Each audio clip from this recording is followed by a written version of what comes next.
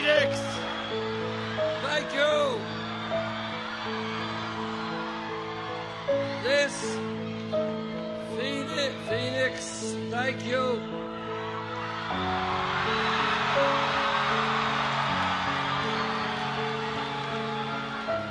This is a huge crowd.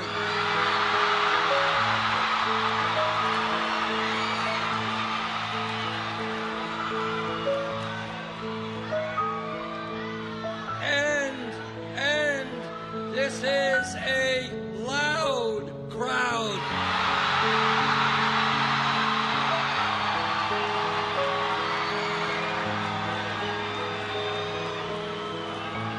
Thank you. Thank you all very much for being here this evening. Let me thank Gilbert Romero.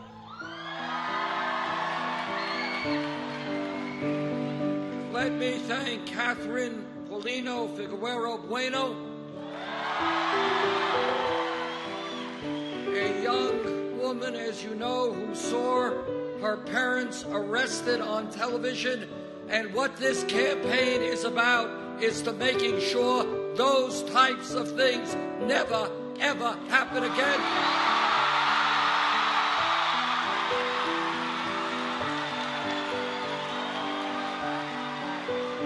I want to thank Makana, and I want to thank Jose Miranda, our state director.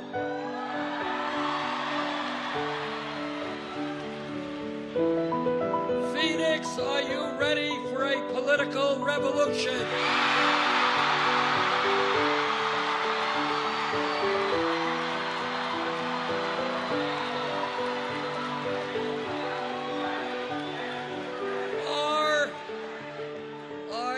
Tired of a handful of billionaires running our economy?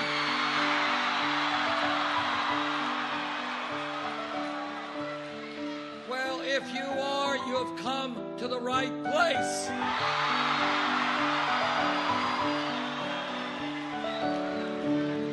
You know, what excites me so much as I go around the country is to see the incredible energy of hundreds of thousands of people who love this country but know we can do so much better.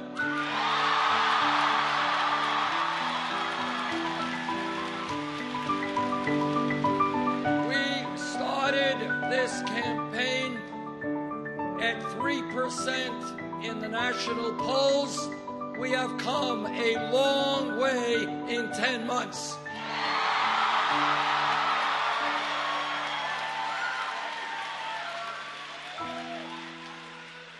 And the reason that we have done as well as we have, the reason that we have defied all expectations is that we are doing something very radical in American politics. We're telling the truth.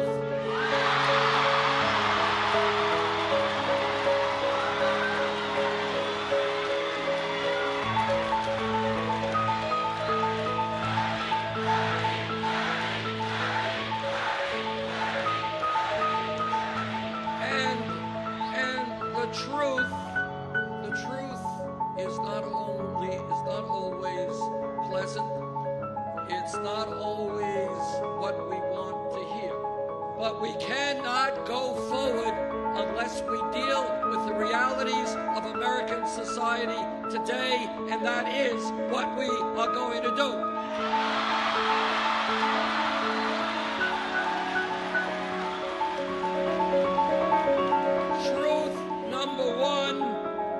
Is that today we have a corrupt campaign finance system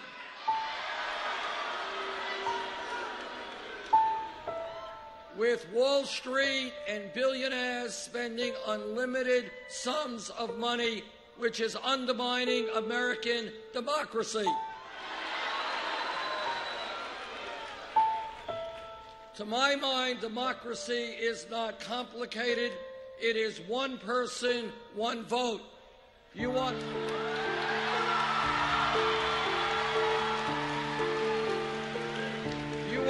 vote for me, great. You don't, that's okay. But what I do not want to see are billionaires spending unlimited sums of money buying elections and undermining the democracy which has made our country so great.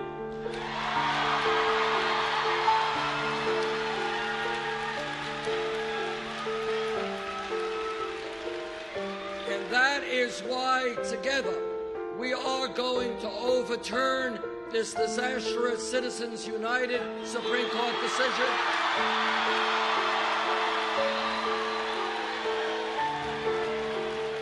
And that is why we are going to move to public funding of elections.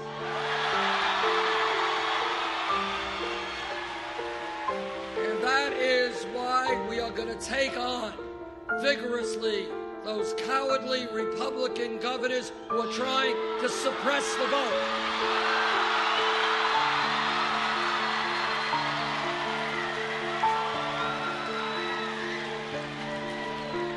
And I say to those cowardly Republican governors, if you are afraid of a free and fair election, get out of politics, get another job.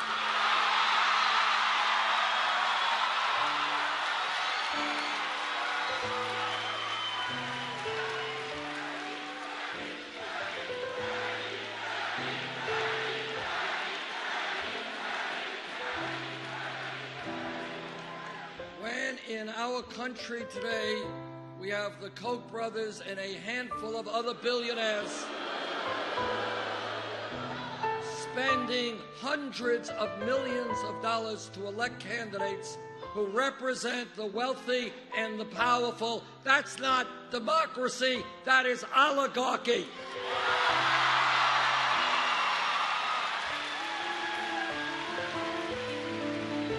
And the people of our country will not tolerate oligarchy.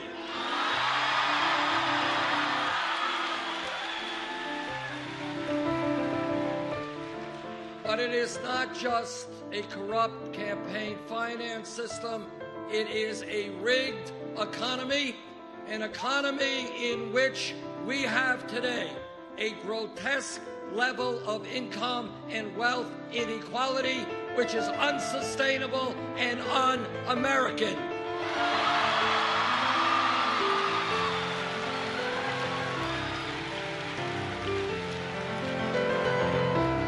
Now, the Congress may not talk about it much, the media may not talk about it much, but it is unacceptable to me and the American people when the top 1/10 of 1% now owns almost as much wealth as the bottom 90%.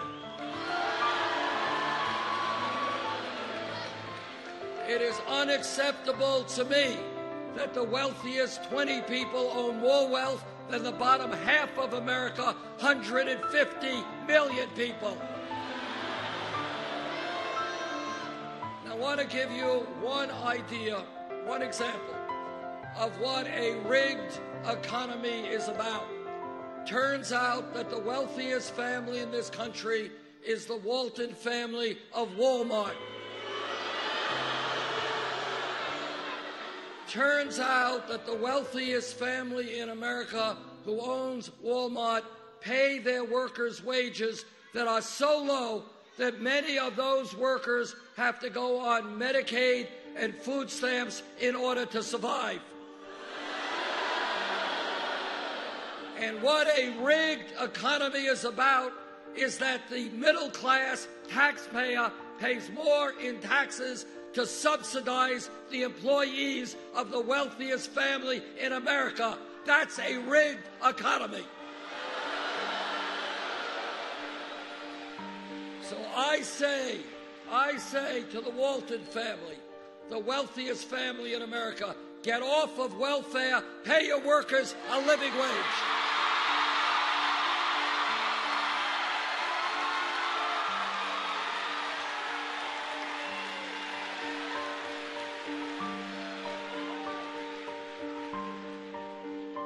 The United States of America today The United States of America today is the wealthiest country in the history of the world, but almost nobody knows that. And the reason for that is we have people working 2 or 3 jobs. Mom is working, dad is working, the kids are working, marriages are stressed out, parents don't have time to spend with their kids. And despite all of that, 58% of all new income generated goes to the top 1%. You know what we are going to do together? We're going to create an economy that works for all of us, not just the 1%.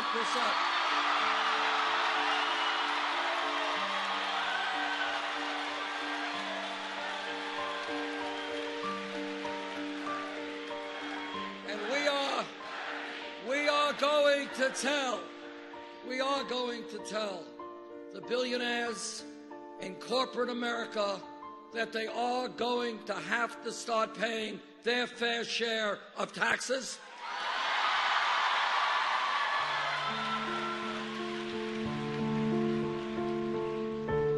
And when we talk about a rigged economy, we are going to end the absurdity of millions of our people working for $8-9 an hour because you can't make it on $8 or $9 an hour.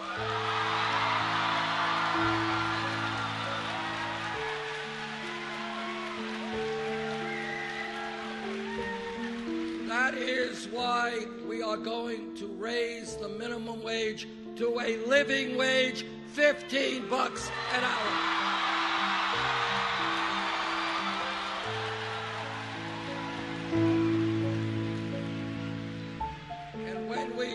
About a rigged economy, we're going to end the absurdity of women making 79 cents on the dollar compared to men.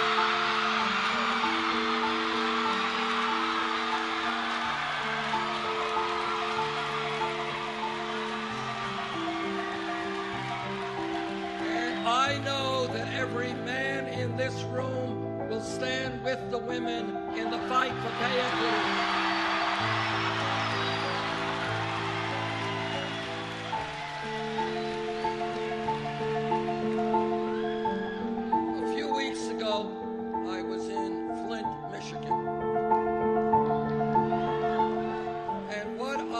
Observed there and what I heard there was literally beyond my comprehension, and it shook me and upset me enormously. And what I observed there is that children in that city were being poisoned by a water system that had very heavy amounts of lead in it. It is incomprehensible that this is happening in the United States in the year 2016. But it's not just Flint. All across this country, our infrastructure, our water systems, our wastewater plants, our bridges, our roads, our rail system is falling apart. In the United States of America, we should have a first-class infrastructure, and that is what we're going to build.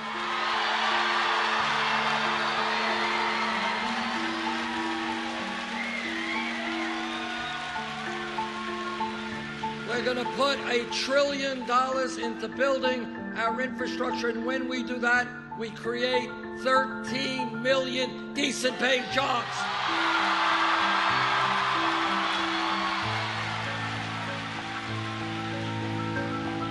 What this campaign is about is asking the American people to think outside of the box, outside of the status quo.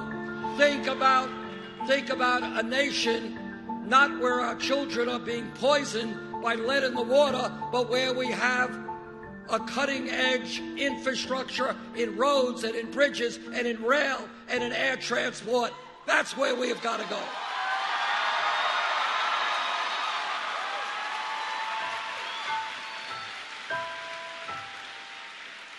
And this campaign, in terms of the rigged economy, is telling corporate America that we are going to end these disastrous trade policies which are destroying the middle class of this country.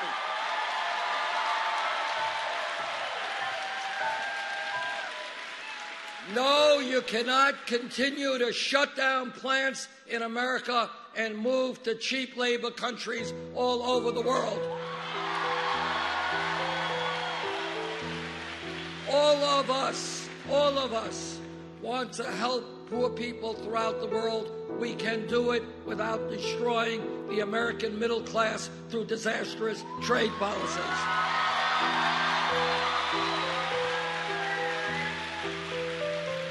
So I say to corporate America, you want us to buy your products, start manufacturing those products here in America, not in China.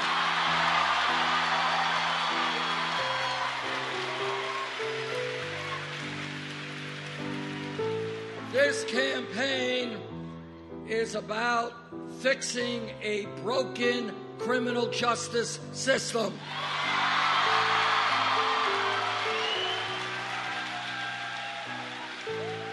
Once again, I ask you, think outside of the box, outside of the status quo. America should not have more people in jail than any other country on earth.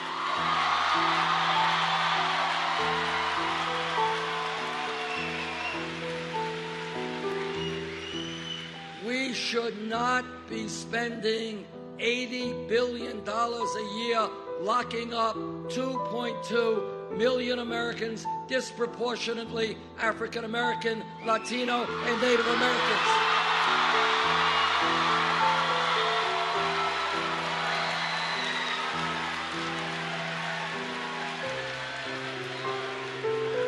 All over this country, we see very high rates of youth unemployment. For white kids, 33%, Latino kids, 36%, African American kids, 51%. What we will do is create jobs and education for those young people.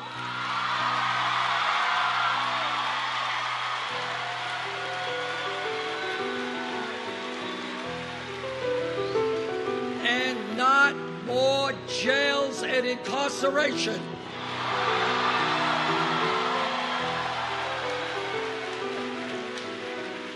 And we are going to create a criminal justice system where unarmed people, often minorities, are not shot by police officers.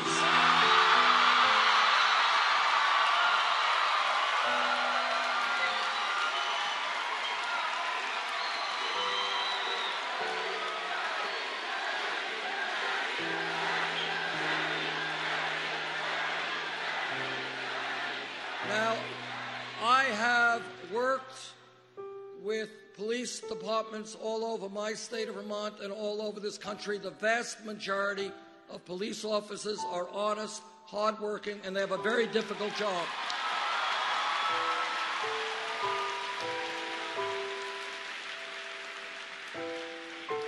But like any other public official, when a police officer breaks the law, that officer must be held accountable.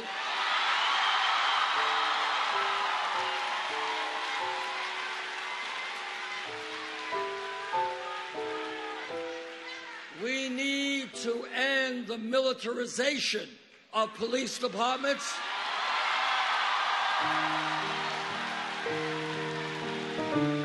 Police departments should not look like occupying armies. They should be part of the communities they serve.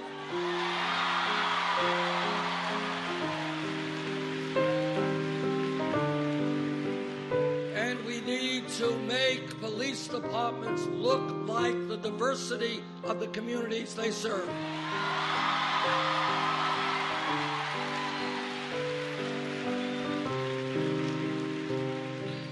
My state of Vermont, neighboring New Hampshire, and all across this country, we have a major crisis in terms of heroin addiction and drug overdoses.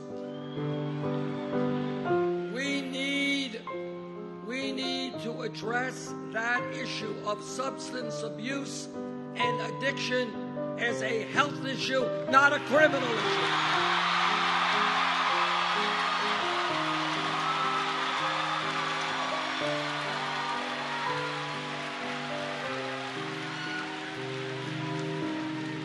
We need to rethink the so-called war on drugs.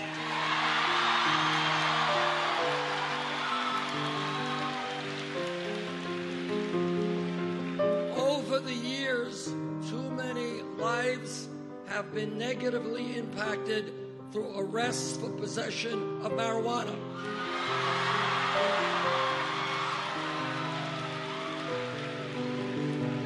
Right now, at the federal level, marijuana is considered a Schedule I drug under the Federal Controlled Substance Act, right alongside of heroin. Now, scientists disagree about the pluses and minuses of marijuana, but all of you know heroin is a killer drug. And that is why I have introduced legislation to take marijuana out of the Federal Controlled Substance Act.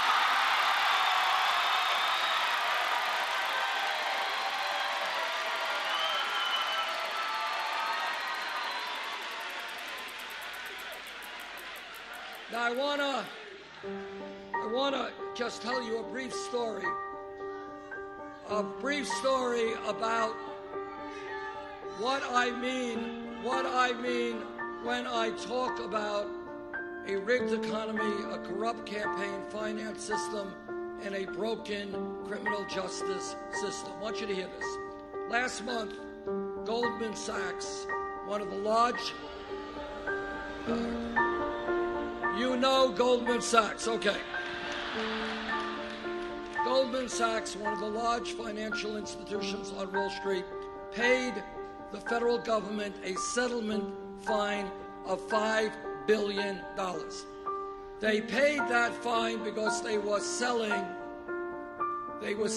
worthless packages of subprime mortgage loans. Paid a $5 billion fine. Now, all of you know that 8 years ago, this country was plunged into the worst economic downturn since the Great Depression. As a result of Wall Street greed and illegal behavior, we lost millions of jobs, people lost their life savings, people lost their homes. That took place because of the greed and illegal behavior on Wall Street. Now today, this is the broken criminal justice system. Today, some person in Arizona or Vermont gets picked up with a small amount of marijuana. That person has a police record for the rest of their lives. But if you are a CEO or an executive on Wall Street whose illegal behavior destroyed the economy, you get a salary increase, not a police record.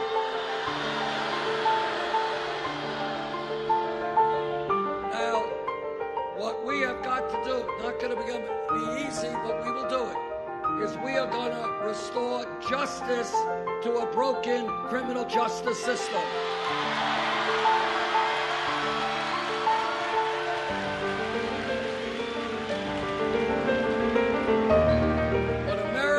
Supposed to be about is justice, equal justice under the law. You're poor, you break the law. You're rich, you break the law. You both pay the price. That is what we're going to do.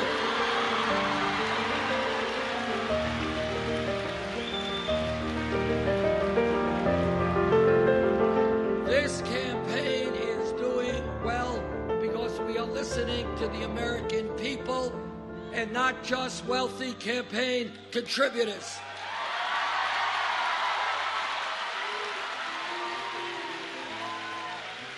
I am very proud that our campaign does not have a super PAC.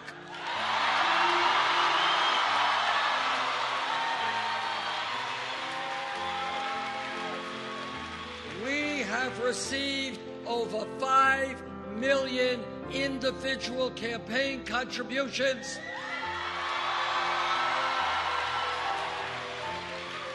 Anyone know what the average contribution is? That's right, $27.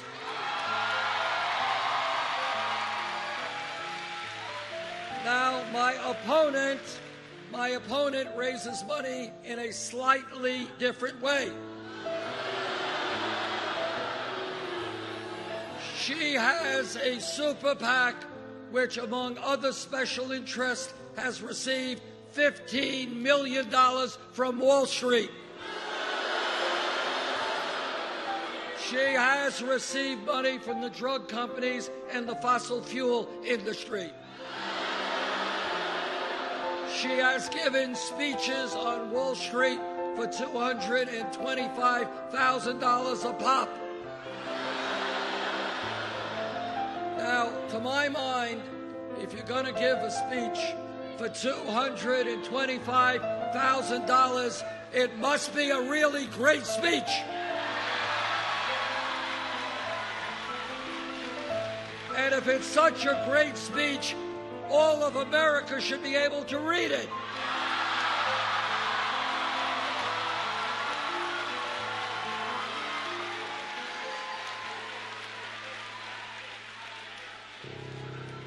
Our campaign is listening to senior citizens and disabled veterans.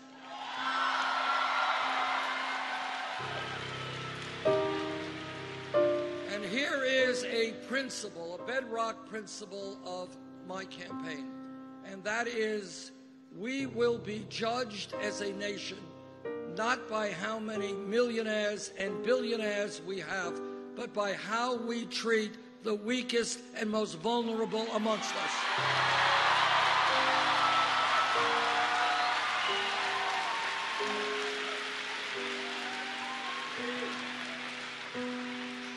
Now, while we have seen in recent years a proliferation of millionaires and billionaires, we have millions of seniors and disabled vets trying to make it on $11,000, $12,000 a year Social Security. And you know what? Nobody can make it on $11,000, $12,000 a year Social Security.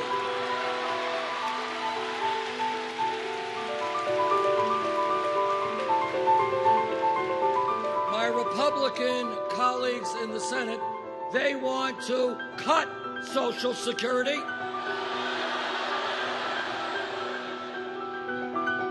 And they want to give huge tax breaks to billionaires. Well, I have some bad news for them. No, we are not going to cut Social Security. We're going to increase Social Security.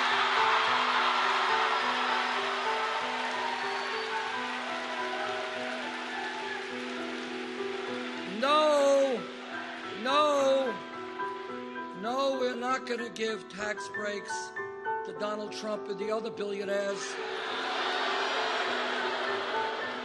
In fact, they're going to start paying their fair share of taxes.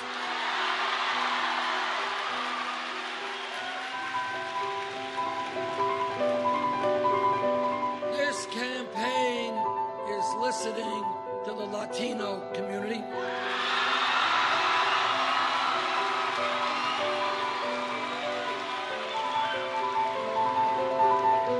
What the Latino community is telling me is they are tired of living in the shadows.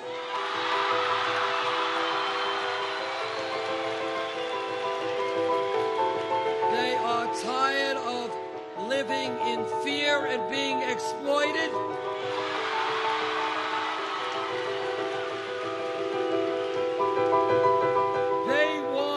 I want comprehensive immigration reform.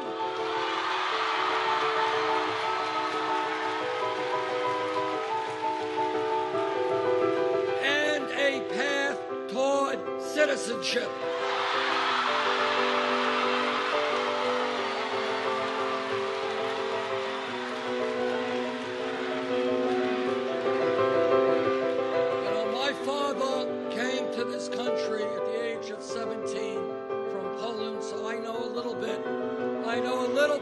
about the immigrant experience. And let me just say this. We got 11 million undocumented people in this country.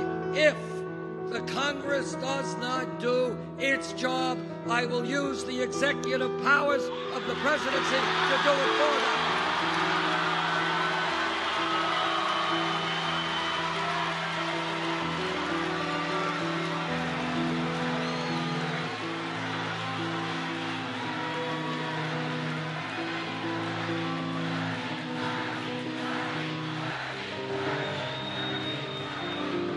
I do not want to see young people like Catherine look at the television and watch their parents arrested. I do not want to see families broken up. The function of immigration reform is to unite families, not divide them.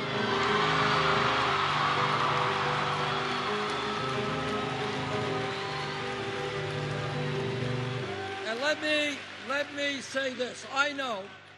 I know that in our country not everybody agrees with my views on immigration reform, and that's fine. We're a democracy. People have different points of view. But what is not acceptable, no matter what your point of view is to throw racist attacks against Mexicans,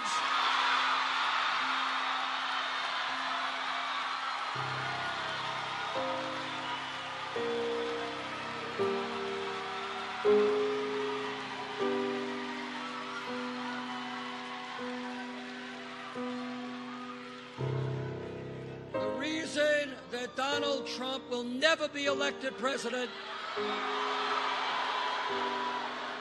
is the American people will not accept insults to Mexicans, Muslims, or women.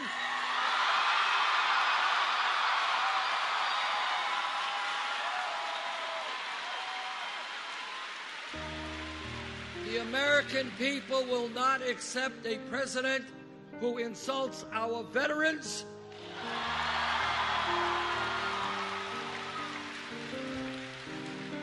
or who several years ago led the so-called birther effort, which was an ugly, ugly attempt to undermine the legitimacy of the presidency of Barack Obama.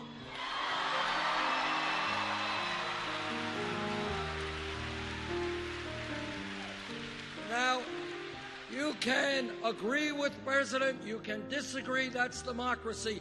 But don't tell me he is not the legitimate president of this country.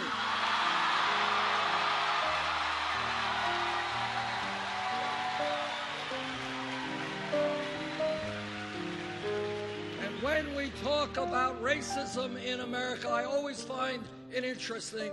President Obama's father was born in Kenya. My father was born in Poland. But nobody asked me for my birth certificate.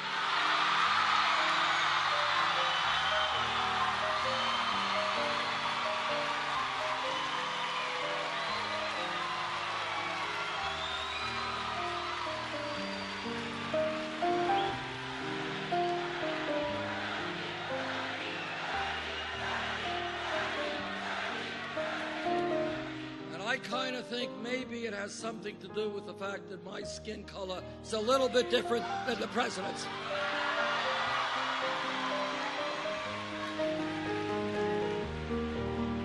I am a member of the Senate Committee on the Environment. I have talked to scientists all over the world. Climate change is real.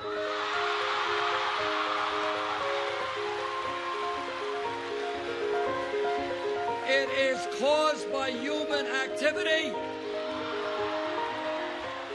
And let me tell you what the scientists are telling us. And that is, if we do not get our act together in the very near future, we are not going to leave a planet for our kids and grandchildren which is healthy. And that is unacceptable.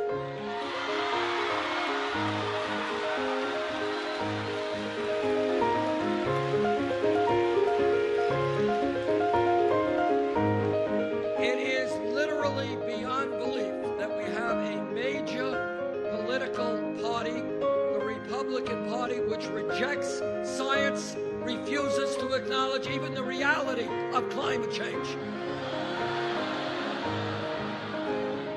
But together, we are going to take on the fossil fuel industry, transform our energy system.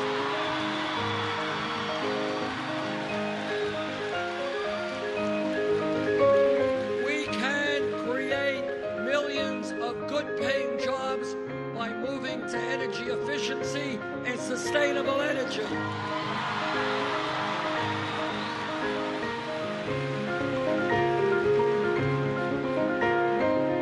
My Republican colleagues run all over the country talking about family values. I want you to know what they mean by family values. What they mean is no woman in this room has the right to control her own body. I disagree. What they mean by family values is that our gay brothers and sisters do not have the right to marry. I disagree. Jane and I have been married for 27 years.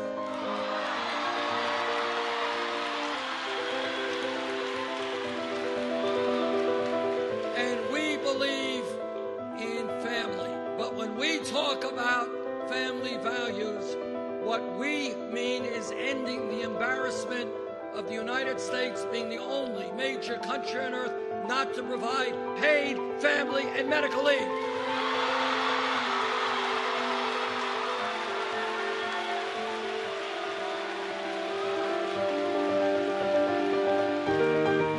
Today in America, a woman here in Arizona, in my state of Vermont, is giving birth.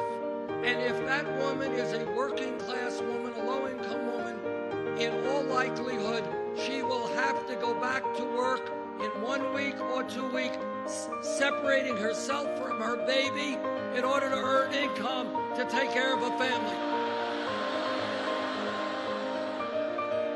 No mother should have to be separated from her baby because she lacks necessary income.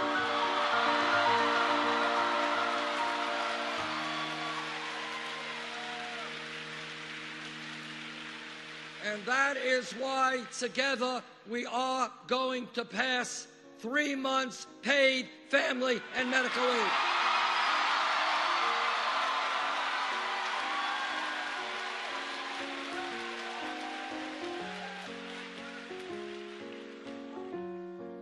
One of the important jobs of a president of the United States is to conduct sane, effective foreign policy.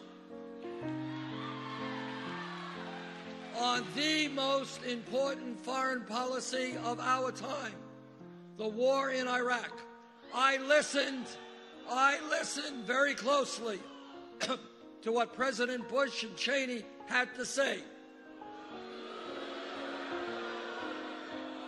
And I did not believe them and voted against that war.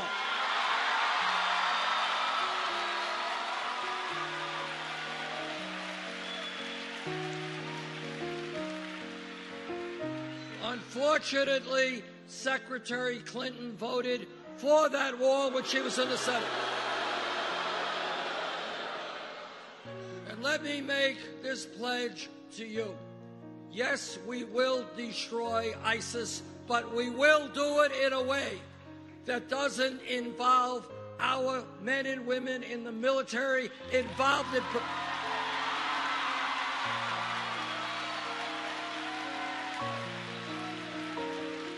our men and women in the military will not be involved in perpetual warfare in the Middle East.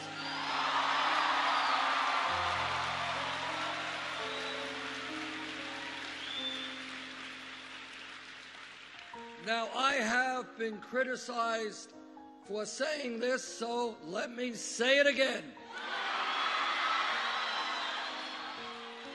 I believe that human beings are entitled to certain inalienable rights. And we have a Constitution that grants us, and it's a great document, a lot of political rights. But I believe we have got to go further than that. And I believe that we have got to guarantee our people economic rights.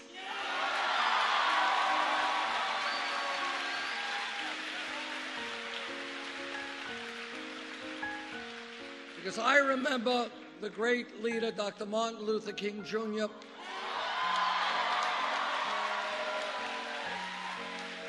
when he led the Great March on Washington in 1963, it was called the March for Jobs and Freedom.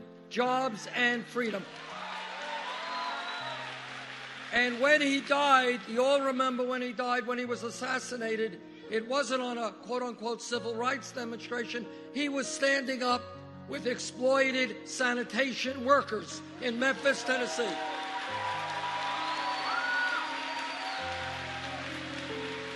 And he understood, and I agree, that to be truly free, you need economic security as well.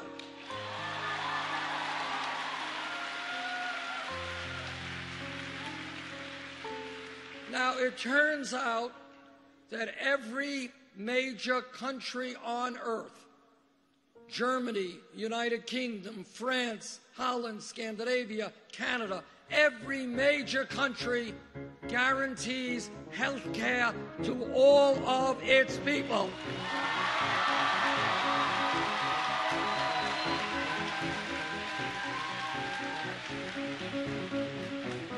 If elected president, I will do my best to have the United States join the rest of the industrialized world. Health care for all.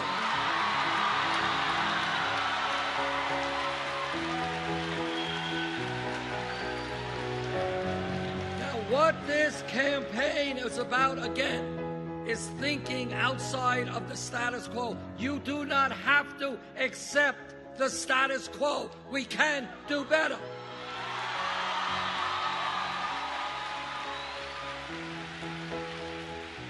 Don't let people tell you that you can't think big.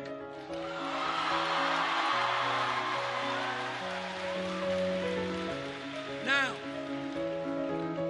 I'm a member of the committee that helped write the Affordable Care Act. It has done a lot of good things. We should be proud of that and proud of President Obama's leadership on that.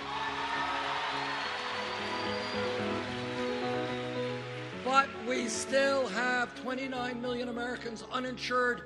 Many of you are underinsured with large co-payments and deductibles. And all of us are getting ripped off without mercy by the greed of the pharmaceutical industry.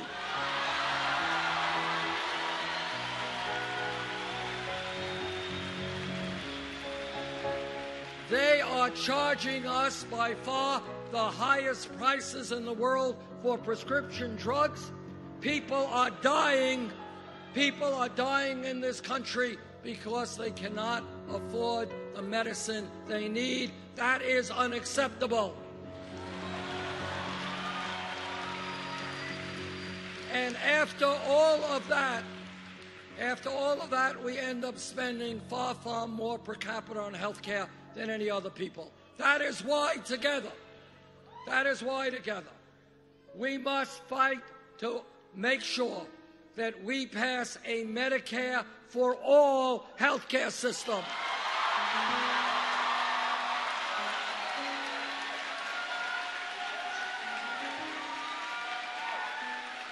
Now, I do not understand why, if Canada could do it, the UK could do it, France could do it, all of these other countries could do it, we can do it.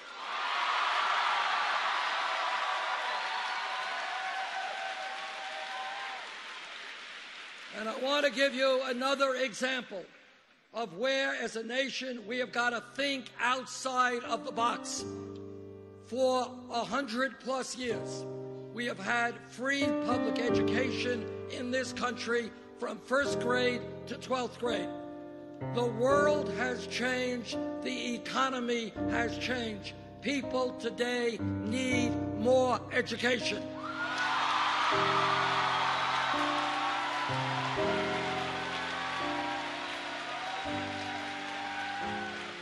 The simple truth is that today, in many respects, a college degree is the equivalent of what a high school degree was 50 years ago.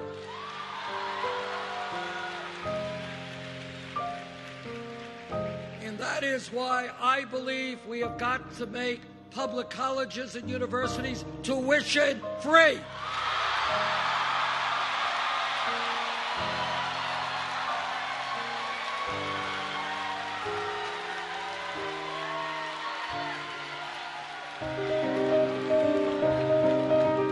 This is not a radical idea. It exists in Germany, Scandinavia, other countries. If they can do it, we can do it.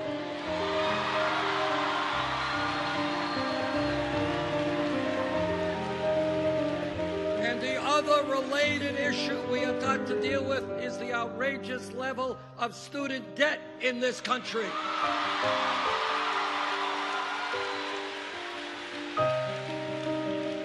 When you think about crazy, listen to this. We tell young people, you got to go out and get the best education you can for yourselves, for the country. And yet millions of our people are $30,000, $50,000 in debt because they got an education. That's crazy.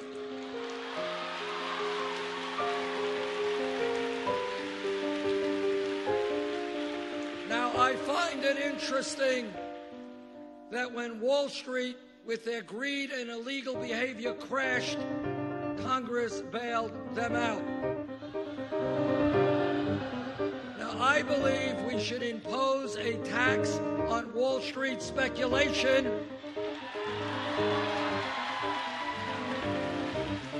and use that revenue to make public colleges and universities tuition free.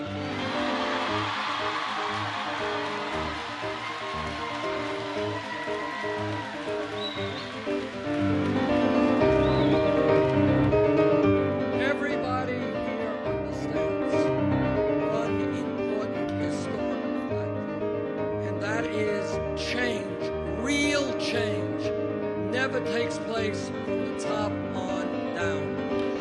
It always takes place from the grassroots on up.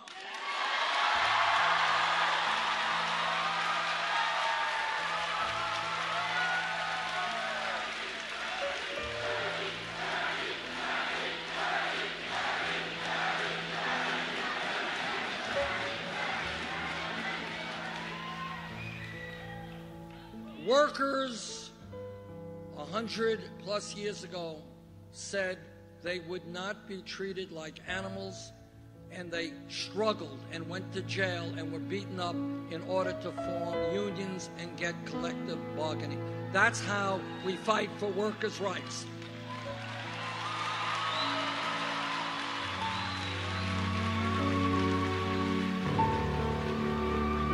For hundreds of years, African Americans and their white allies struggled together to end racism and bigotry and segregation in America.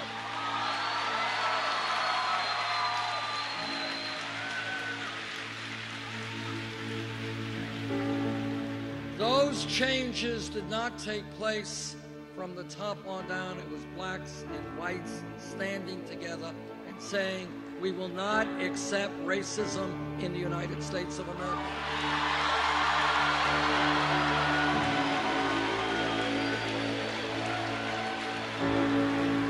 People forget, but 100 years ago, women in America did not have the right to vote, could not get the education they wanted, could not do the jobs they wanted. But what happened is that people looked around and said, hey, in America, we will not accept women being treated as second-class citizens. It's going to change.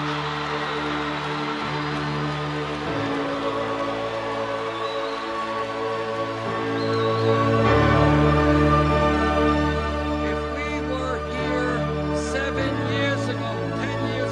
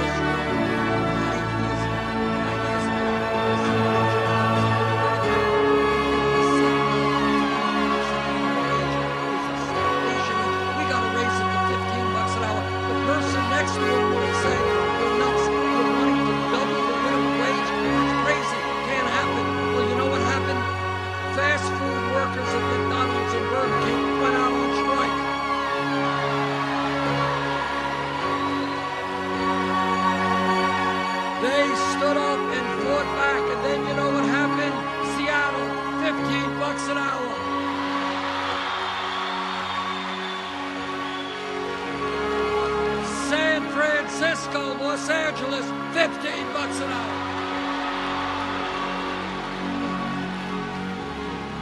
Oregon, $15 an hour. And that $15 an hour movement is sweeping the country. But here is my point, the most important point. Do not settle for the status quo when the status quo is broken.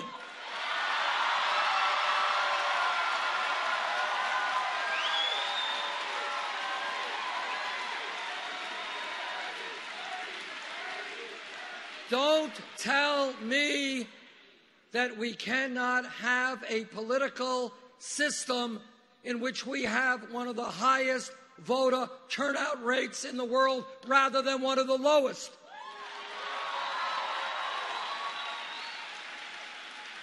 Don't tell me that we have to have the highest rate of childhood poverty in the industrialized world when we have a proliferation of millionaires and billionaires. We can change that.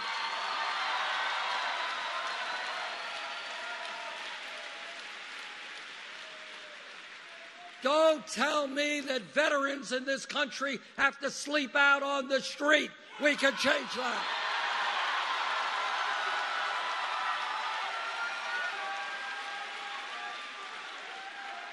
Don't tell me that in America we have to be the only major country that does not guarantee health care or paid family leave to all of our people.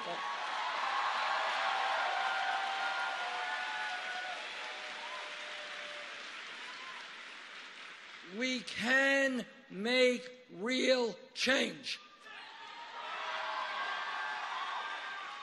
But we don't make change if they divide us up.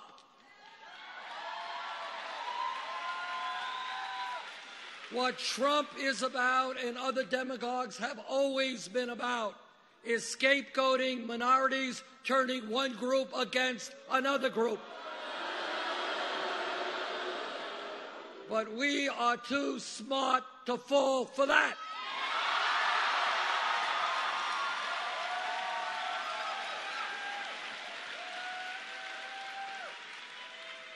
So if we stand together as black and white and Latino and Asian American and Native American, if we stand together as gay and straight men and women, if we stand together as people born in America, people who have come to this country, if we stand together, there is nothing we cannot accomplish.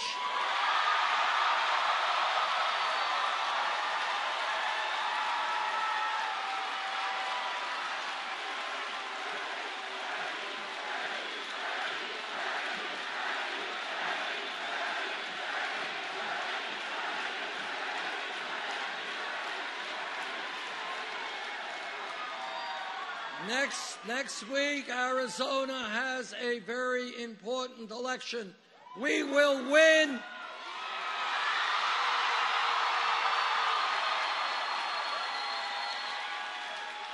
We will win if the voter turnout is high. Let's make it high. Thank you all very much.